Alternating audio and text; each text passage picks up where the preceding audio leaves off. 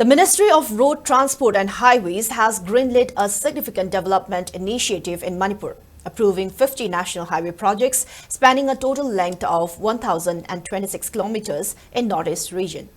Among these, 44 projects covering 902 kilometers are focused on the hilly regions of the state, highlighting the government's commitment to improving infrastructure in challenging terrains.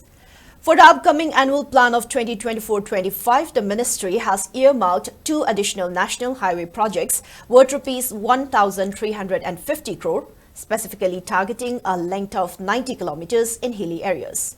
In tandem with these highway projects, the ministry is also addressing state road improvements. Under the Central Road and Infrastructure Fund, a list of prioritized works submitted by the state government has been approved.